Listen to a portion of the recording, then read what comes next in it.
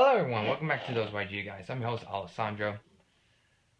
So, this is it. I will be deck profiling the Infernity deck that I use against my brother's Mask Hero in that matchup. If you guys have not seen that matchup, I will be leaving links somewhere on this video screen. It will take you to all three of those games. There'll be like 3 separate links. So if you want, you feel free to pause the video, go check out all 3 of those duels, and then you can come back to this deck profile video, and then we'll go from there.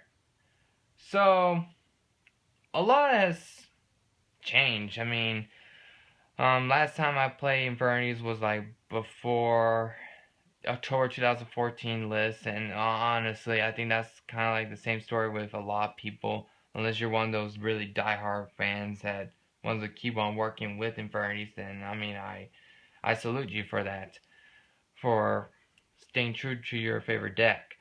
But yeah, I mean, October 2014 list, Infernity Archfiend went to 1, and Soul Charge went to 1 as well. Soul Charge was a bit more it's a bit more mitigating. So I mean, like, it's something that we can adjust. But when Archfiend has gone from 3 to 1, that was a pretty big blow. I'm not gonna lie, it really did hurt. So it wasn't very motivating enough to keep on playing Infernities.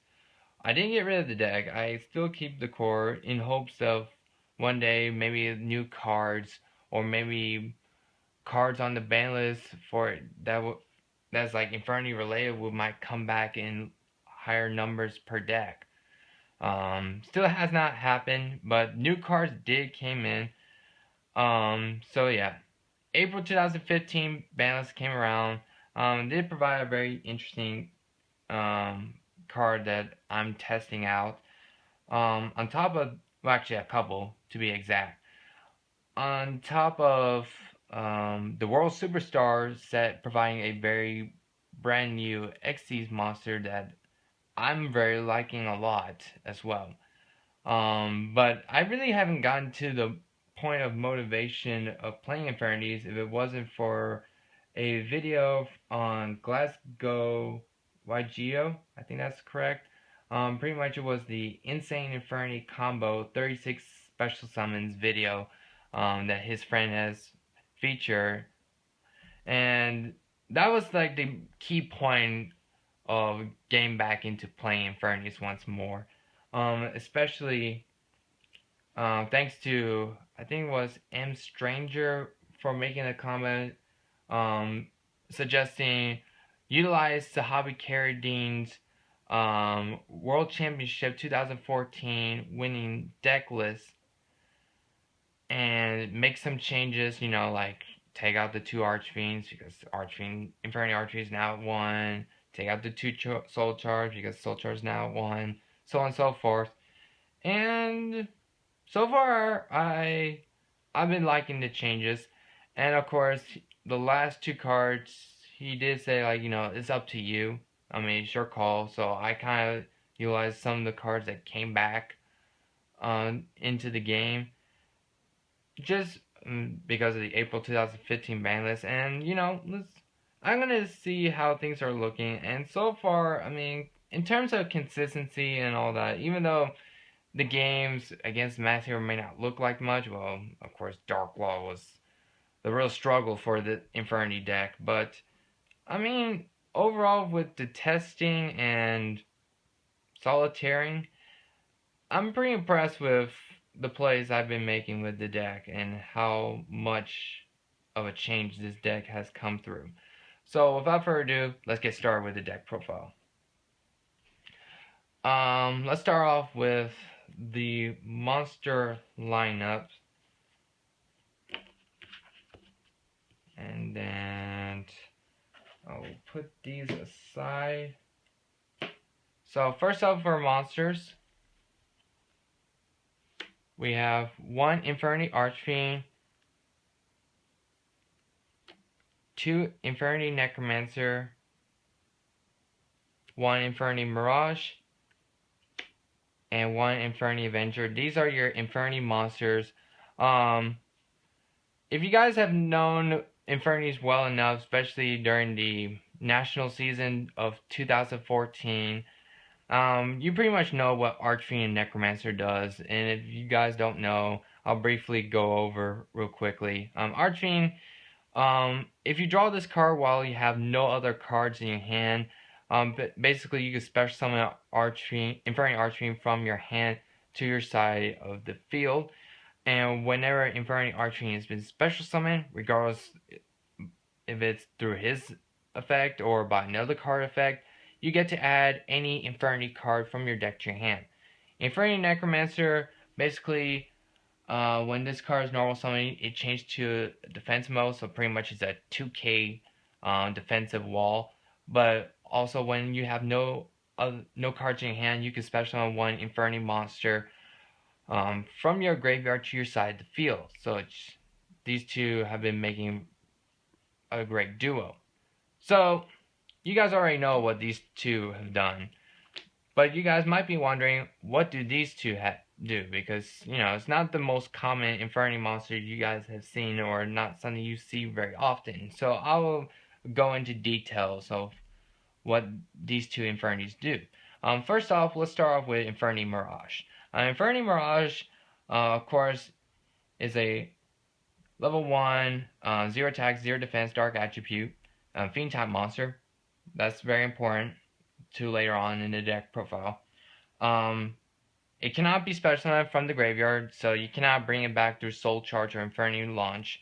But while you have no cards in your hand, you can tribute Infernity Mirage to special summon exactly 2 Infernity monsters from your graveyard to your side of the field. So, in a sense, you guys could think it's Infernity Launcher, sorry, on legs. And yeah, I agree. It's kind of like Infernity Launcher on legs. The only difference between Infernity Mirage and Infernity Launcher is the fact that Infernity Launcher can special summon up to 2 Infernity monster from your graveyard to your side of the field, whereas Infernity Mirage, can only special summon exactly 2. No more, no less. So, and then Infernity Avenger is your level 1 dark attribute fiend type tuner monster, 0 attack, 0 defense. All these little detailed stats, they're going to be important later on deck profile. Believe me, it's very crucial. What this card does is when a monster that you control outside Infernity Avenger himself is destroyed by battle with an opponent's monster and sent to the graveyard, while you have no cards in your hand, you can special summon this card from your graveyard. In that case, the level of this card is equal to the level of the destroyed monster. So, like, if they destroy, let's say, like, for example, like Infernity Archfiend, you can activate Infernity Avenger from your graveyard while you have no cards in your hand, and it special summons in Infernity Archfiend's place. Then it will copy the level of the destroyed Infernity Archfiends, so then it will come back to level 4. So basically, you could think of it like, so basically you can make a really interesting tuner monster that can adjust his level, which is true, yes. And I really like this card, especially when they try to run over basically Infernity Archfiend in order to turn off Infernity Barrier, sorry. Then you can just activate Infernity Avenger's effect to special summon himself, and that way, like in attack mode, just in case like your opponent does not have any other monster attack, so that way your Infernity Barrier can remain live. So it will also put your opponent in a weird position. Definitely like these Infernity monster lineup very well. So definitely I like these. That concludes the Infernity monster lineup. Let's continue on with the other monsters. So up next we have the 3 Stygian Street Patrol. Of all the monster cards outside of the Infernity core, monster. I think this is by far one of, if not the most important monsters in the entire deck. Um, for for those of you who don't know what Stygian Street Patrol does, basically, while this card is in your graveyard, you can banish this card from your graveyard to special summon one fiend type monster from your hand with 2,000 or less attack to your side of the field. So that's pretty good. That's gonna help you zero out your hand real quickly, and also triggering like Infernity Archfiend. Like if it's Infernity Archfiend is the only card in your hand, you can banish Street Patrol in your graveyard to special summon Infernity Archfiend, thus triggering Infernity Archfiend's effect. And also it has another effect where when this card destroys a monster by battle and sends it to the graveyard, you can inflict damage to your opponent equal to the monster's level times 100. That one you might pull off a few times, but I mean the real key part of Stygian Street Patrol's effect is the special summoning fiend type monsters. That's going to be your big key play, especially when you're making your combos. Next we have two Summoner Monks, another important monster. Basically, you can, when this card is normal summon, it comes into the defense mode. Also, or flip zone, sorry. And also, you can discard one spell card to special summon one level 4 monster from your deck, and it cannot attack this turn. But basically, it allows you to set up your big plays and start comboing out a lot quicker, and plus a lot quicker to zeroing out your hand, which again, if you guys have not noticed, basically Infernities is all about having no cards in your hand so you can trigger the Infernity cards powerful effects, and this is going to be one of those reasons why you see so many cards to help zeroing out some things. So yeah. And for Summoner Monk targets, usually either I go for the one of the two Dark Grephers or the Armageddon Knight. Depending on situations. I chose to run two Dark Grepher and one Armageddon Knight instead of like one Dark Grepher and two Armageddon Knights. Because of the fact that I believe that Stygian Street Patrol is such a very crucial card in this deck. So most likely you're probably going to see maybe one or two in your hand. So I might want to go into Dark Grepher real quickly, thus putting that Stygian Street Patrol in position, which is going to be in the graveyard, and thus sending another dark monster into the graveyard. So just to set up our combo plays. But Armageddon Knight, the good thing about him is the fact that not only, of course, both of them are level 4s, but when you normal summon him, or basically when he's summoned, you can just send whatever dark monster you feel like from your from your deck to your graveyard. So it's like, there's, without really worry about pitching a cost. So when you top deck to this, you can dump something into the graveyard. So overall, I really like these monsters.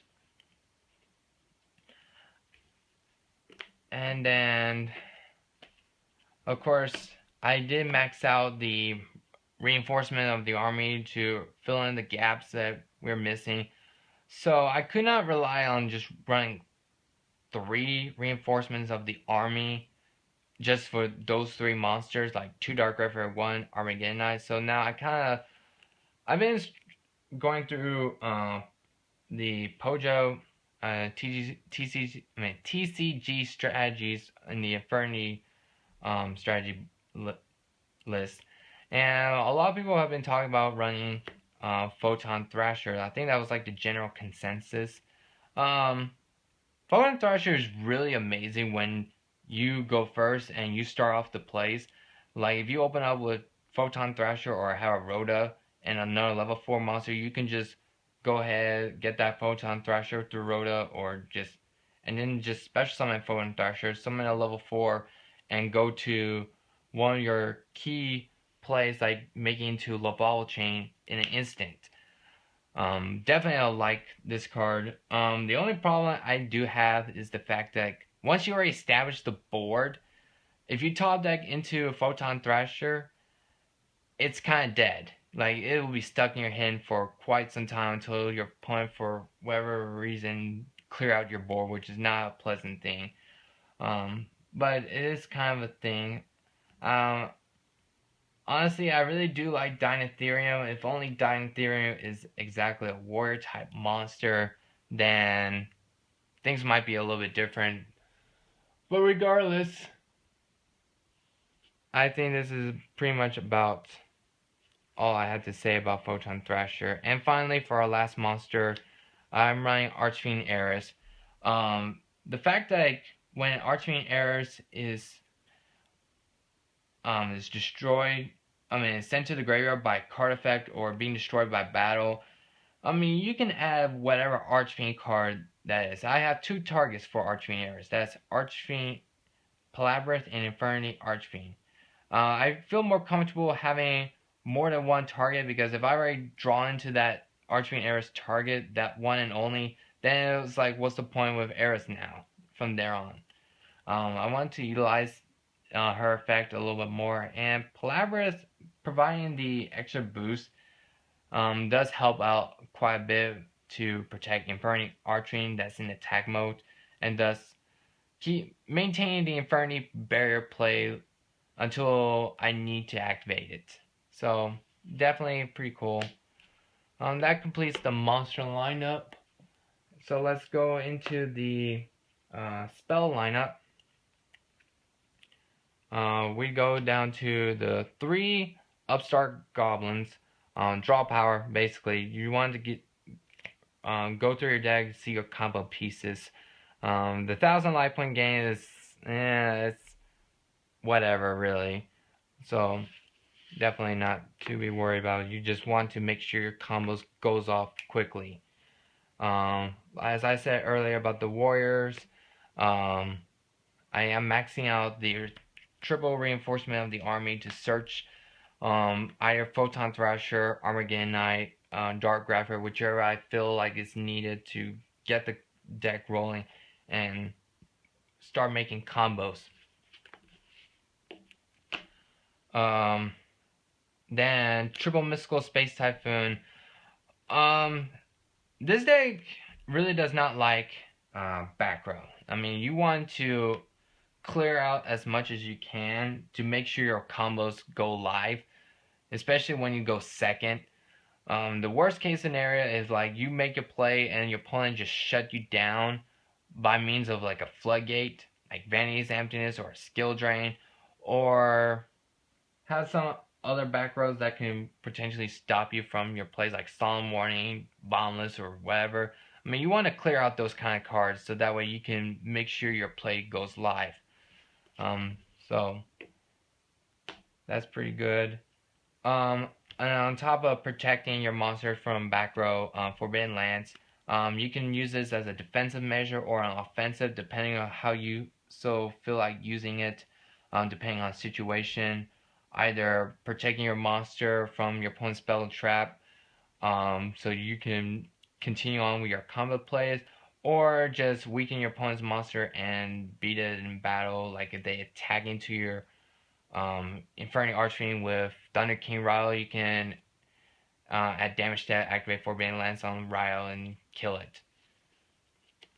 So I really like those cards. Probably one of the most important spell cards outside the revival cards. Double Instant Fusion. Instant Fusion is definitely a really great combo piece card as well, especially when you don't have that much of a explosive play. But if you have like a level 4 monster and plus Instant Fusion, you still could be able to make a turn 1 Lavalval Chain, which still is very good. With the news of Elder Entity Norden coming to the TCG this coming September, It does make me worry that instant fusion will probably gonna get hit. Honestly, that will hurt, but we'll see how things will go. But yeah, definitely important card. One Allure of Darkness. In case you have kind of a mixed hand, or you have this dead Photon Thrasher, you could draw into cards and you have not drawn to any darks. I mean, you can discard your entire hand. Thus, get rid of the dead Photon Thrasher in your hand. Or if you have like a kind of like a wonky hand, but you need like additional card to see to ensure you can make additional plays. Allure Darkness won't hurt. More draw power to ensure you're making your combo plays live. The one Archfiend Palabyrinth, like I said, searchable for Archfiend Heiress, makes all fiend type monster, all your fiend type monster that you control gain 500 attack. In the past, back when Archfiend was at 3, usually whenever I used up a Necromancer effect to bring back Archfiend, and I have another Infernity Archfiend, like either in deck, graveyard, most likely, or maybe one stuck in hand for whatever the reason, I can activate Archfiend Palabyrinth's effect, which I can target one Archfiend monster that I control, banish one other fiend type monster that I control, and if I do, I can special summon from my hand, deck, or graveyard one Archfiend monster with the same level as the targeted monster. So basically, I could bring out multiple Infernity Archfiend instantaneously for that card. But sadly, however, that play really doesn't go often as anymore because of Infernity Archfiend going to 1. But the attack boost does help. I'm not gonna lie. Having a 2300 Infernity Archfiend with backup with barriers and breaks, I mean, it's still not bad. It's nothing to laugh at. One Foolish Burial. Definitely you want to get certain cards into your graveyard to set up your plays, depending on how you see fit. Like if you want Stygian Street Patrol in your graveyard, you can do that with this card. Or if you already have zero out your hand, but you don't have an Infernity monster in your graveyard, and you have Infernity Necromancer on your side of the field, you can activate Foolish Burial, dump Infernity Archfiend, and then you can activate Necromancer effect to bring it back. I mean, you can use quite a bit of things with this card. Definitely, I like Foolish Burial a lot. Now for the big revival cards. Soul Charge and Infernity Launcher. I mean, those two cards just says it all. I mean, they pretty much act very similar, but they're very powerful. And Soul Charge, you can target any number of monsters in your graveyard and special summon them to your side of the field. And you lose 1,000 life points for each monster that you revive. And on top of that, you do lose a battle phase, but I mean, if you go first and you open up with this and you already start comboing off, you're going to end up with a massive unbreakable board that's going to make your opponent struggle a lot or lose, basically, if they cannot get around the massive board that you established. But definitely a very amazing card. You can see why it got put to 1. Infernity Launcher, I mean, if you guys have not been in the days where Infernity's first making their appearance through the booster set known as the Shiny Darkness in the metagame, Infernity Launcher at 3 was just really insane, especially with 3 Infernity Archfiend, 3 Infernity Barrier. Thank goodness Trishula wasn't around by that time, so many players utilized Mistworm. But yeah, I mean, such insane plays. I'm not gonna lie, very scary. So that completes the spell lineup, and finally the trap lineup. I am going to the same approach what Sahabi Carradines have done. The 1 Infernity Barrier and triple Infernity Break. Definitely. I mean, what more can I say? This one, I like Infernity Barrier as a defensive measure and utilizing Break not only just defensively but also offensively. When you have like multiple Infernity Breaks, it's kind of like telling your opponent like, no matter what you kind of do, like either A, I'm gonna kill it on the spot, or B, during the end phase, I'm gonna start simplifying the game state, and then I'm gonna blast you with all the monsters that I had on the field that you could not even break through. I love Infernity Break. I think this one is the more versatile card than Infernity Barrier, in my honest opinion. Don't get me wrong, Infernity Barrier is good, but Break is much more versatile, and you could utilize it in however way you like it to be, whether it's defensive or offensively. Whereas Barrier is just more of a defensive measure. And the two cards I was testing out because of thanks to the April 2015 ban list, I am testing one Crush Card Virus and one Ring of Destruction. Now, Crush Card Virus, I mean, if you go through the monster lineup, I mean, we have like 2 Infernity Necromancer, 1 Mirage, 1 Avenger, 2 Summer Monk, and 1 Archfiend Heiress. That's like 1, 2, 3, 4, 5, 6, 7. That's 7 targets within the monster lineup. That's pretty. That's a lot. Outside of Burning Abyss and maybe Shaddolls, if I don't know how. I think they only run like about 5 targets if they do run Crush Card Virus for Shaddolls. But for a deck outside the meta that can utilize Crush Card Virus and have this many targets, I mean, that's amazing. You do see this card in game, in 2 out of the 3 games that I had with my brother, but unfortunately it didn't get utilized, so that was kind of unfortunate. But during my testing outside for practice wise, I really like this card. It really did come through for me. Ring of Destruction. At first I started with Vanity's Emptiness, but unfortunately I did not see Vanity's Emptiness to really give a really good solid idea. So I kind of dropped Vanity's Emptiness, and then I kind of replaced with Ring of Destruction. I've seen Ring a few times, but I am a little wary because I am paying quite a bit of life points, because of not only just keep in mind like I'm also running Soul Charge, but I mean you have to be aware of with your life points, because obviously Soul Charge, Instant Fusion, I forgot about that, and put this on top of it. So I don't know, I might have to replace this with Raigeki, but unfortunately I don't have Raigeki on me because I ran out in my other decks. They're pretty much taking priority for playing Raigeki, so I kind of just gone to the next thing without destroying my own board. So I mean, Dark Hole, Torrential Tribute is a no-no because I don't want to blow up and destroy the board I just worked for. So yeah. So I guess that completes the trap lineup. Yep. So let's move on to the extra deck.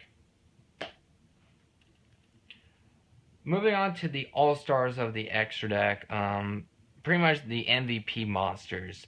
2 Lavalval Chain, 2 100 Eyes Dragon, 1 Void Ogre Dragon, and 1 number Future 0 Utopic Future. Lavalval Chain, I mean, you only need 2. 3 is overkill. You never need 3. 2 is exactly number. I mean, that's all I need to say. 100 Eyes Dragon. Combine this with Infernity Mirage and also like Infernity Necromancer. I'm starting to like 100 Eyes Dragon a lot. You can do some really crazy plays and really insane hardcore combo plays that is just really, really, really brutal. And on top of that, is a 3,000 body beater along with 2,500 defense. But of course, it does require a Dark Tuner which is, of course, that's Infernity Avenger's job, and one or more Fiend-type monsters. So you cannot really sync with any other non-Fiend-type monsters to make this guy, so you have to keep that in mind. And then, of course, Void Ogre Dragon. While you have no cards in your hand, basically, you can negate one of your opponent's activating spell or trap card and destroy it. This is like a once per turn effect. And, of course, it's a 3k attacking body and a 3k defending body, level 8. It requires a Dark Tuner, of course, like that's for Infernity Avenger, but of course one or more non-tuner monsters. So he's a little bit more lenient than 100 Eyes Dragon. But those two cards are like the most common level 8s I've been testing a lot.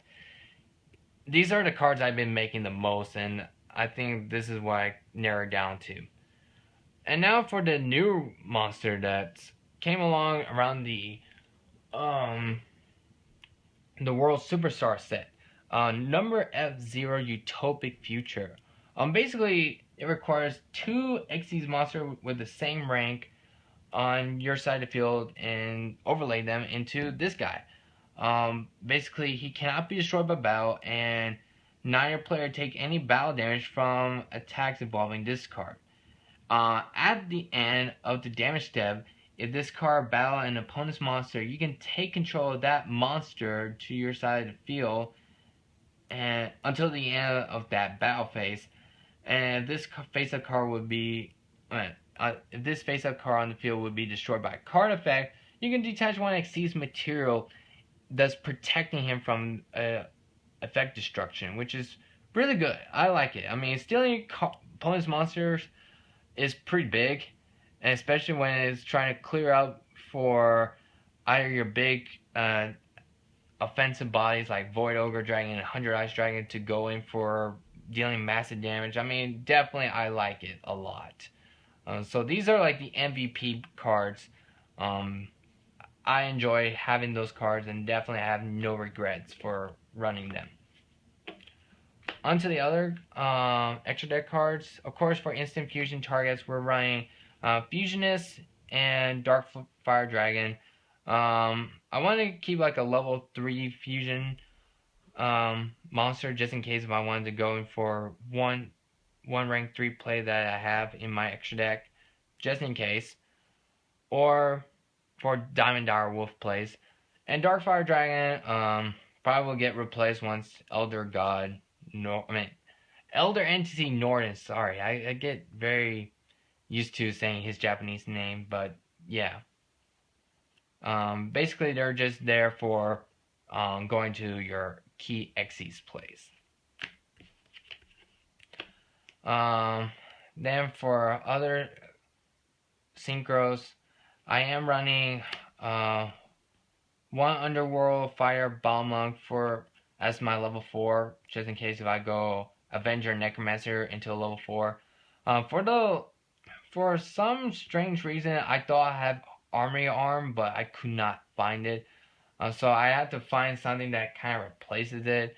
So this is the first thing I come across. I mean, it's not bad. I mean, I would definitely, if I have Armory Arm, I would definitely run it over this. The fact that you can equip to any of your monster and it gains 1,000 attack boosts is pretty big. I mean, on top of the burn damage as well, I mean, it's still very good.